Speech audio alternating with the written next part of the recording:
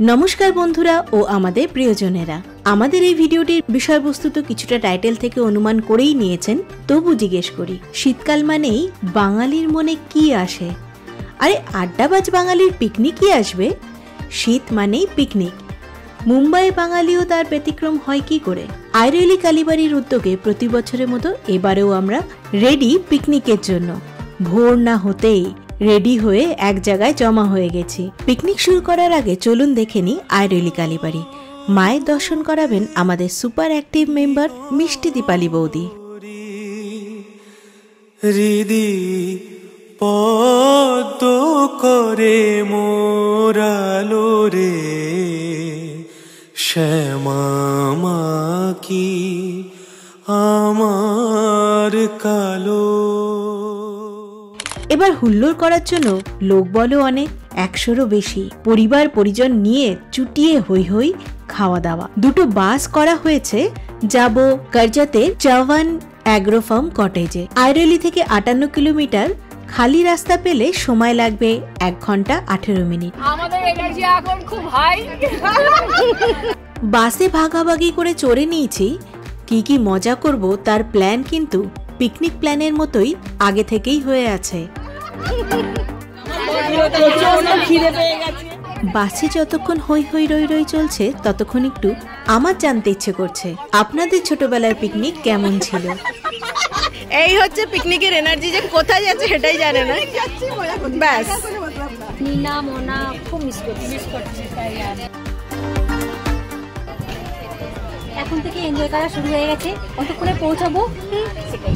3 cheers for picnic.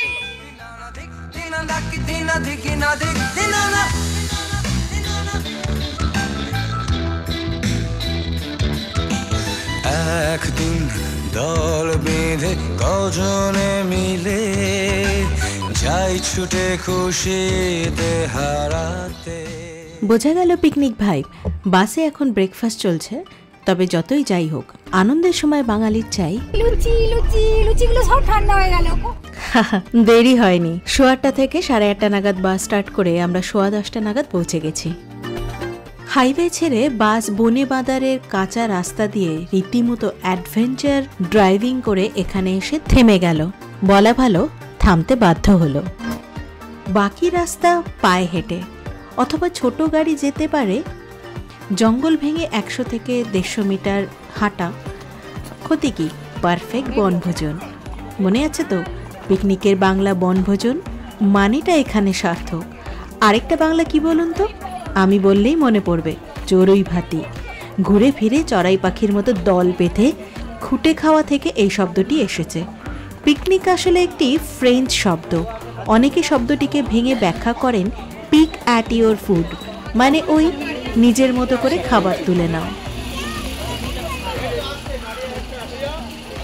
Most welcome, most welcome. আমরা প্রপার্টির ভেতরে চলে এসেছি। সামনেই দেখতে পেলেন 2-4টে 4 হুইলার আরামসে দাঁড় করানো সম্ভব। বেশ বড় প্রপার্টি, আর বর্ষাকালে সাংঘাতিক ঘন জঙ্গলের মধ্যে অ্যাডভেঞ্চার করার মতো।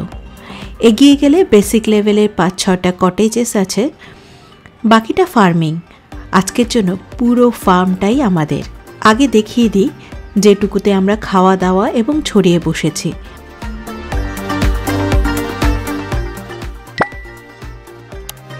আমরা যেদিক দিয়ে এন্ট্রি নিয়েছি সেদিকেই যাচ্ছি।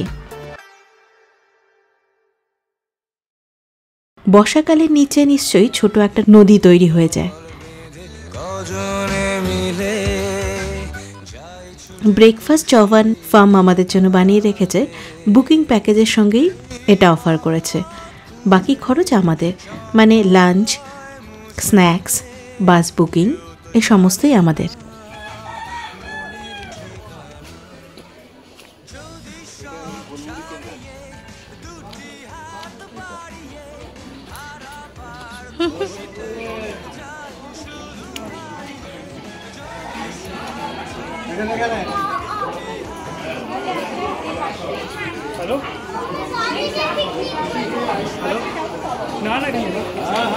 অবশ্যই বাঙালির স্বাদের লুচি ঘণ্টাখানেকে দেরিতে আর ফুলকো নেই, তবে আনন্দ কিছু মিয়ে পড়েনি। এসব দেখে আপনাদের পিকনিকের কি কি স্মৃতি মনে আসছে? এবছর কোথায় পিকনিক করলেন আপনারা?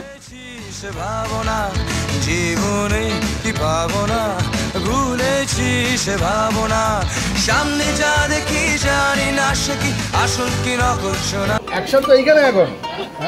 বাঙালি পিকনিকের বিশেষ আকর্ষণ, মহিলারা রিল্যাক্স করবেন যারা জেনারেলি রান্নাঘরের দিকে যাওয়ার সময়ই পান না অথচ রান্নাটা বেশ ভালোই পারেন, তারা এগিয়ে আসবেন। মশলাপাতি, রান্নার জোগাড় যন্ত্র দাদারা ভাগাভাগি করে রাত জেগে এগিয়ে রেখেছেন। ইয়াম্মি চাটনি রেডি। এখন যারা খুন্তি নাড়ছেন তারা ক্যামেরা পেয়ে শুধু খুন্তিটা হাতে নিয়েছেন, সুতরাং যা দেখছেন তা ভুলও হতে পারে। মেইন শেফের সঙ্গে পরিচয় করিয়ে দিই, আমাদের সুব্রতদা। ওদিকে বৌদিরা বেশ সুখে সব ভাবনা ভুলে মজায় আছেন।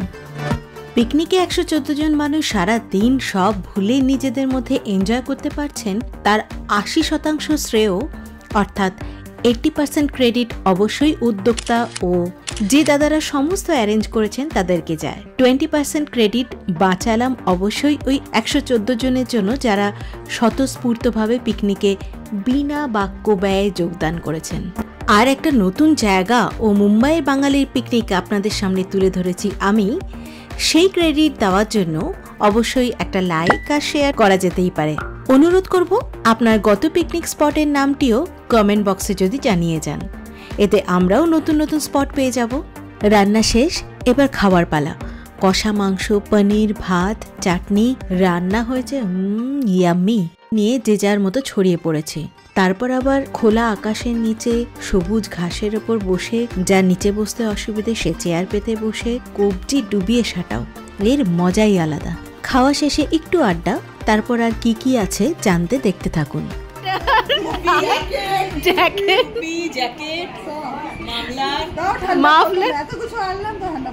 এই যে আর হচ্ছে বাইরে এই অবস্থা।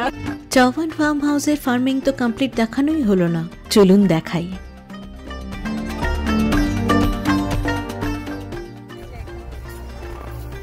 বাহ, আমি ছোলা গাছ দেখিনি। আগে দেখা থাকে। হ্যাঁ, এইটা আমি দেখেছি।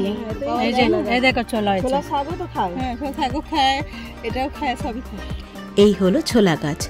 এর আগে কারা কারা দেখেছিলেন ছোলা গাছ? আমি জমিতে এই প্রথম দেখলাম। সাধারণত একটি ধান বা গম চাষের পর ছোলা, মটরশুঁটি জাতীয় ফসল চাষ করা হয়, এতে জমির উর্বরতা ন্যাচারালি বৃদ্ধি পায়। এখানে যে ধান চাষই হয় তার প্রমাণ এই খড়ের গাদা। চলুন এবার আমাদের শেষ পর্যায়ে চলে যাই।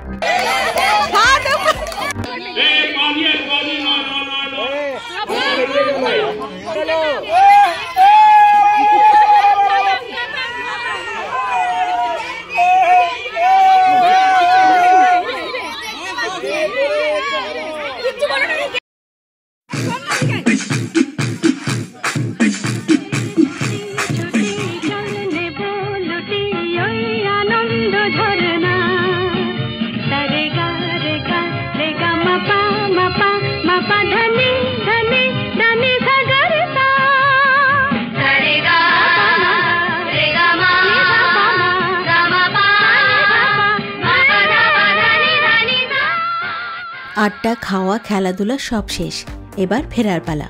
পিকনিক নিয়ে আরও জানতে কমেন্ট বক্সে আপনার প্রশ্ন লিখে পাঠান, আমরা উত্তর করব। চ্যানেলে নতুন হলে সাবস্ক্রাইব কিন্তু এবার করতেই হবে। আর যদি ভিডিওটি আপনাকে আনন্দ দিয়েছে, লাইক অ্যান্ড শেয়ার অবশ্যই করবেন। আনন্দ একা একা করা যায় না, সুতরাং শেয়ার করে ভাগ করে নিন। আমাদের পরবর্তী ভিডিওগুলো আই বাটন থেকে পেয়ে যাবেন। আনন্দে থাকুন, আনন্দে রাখুন।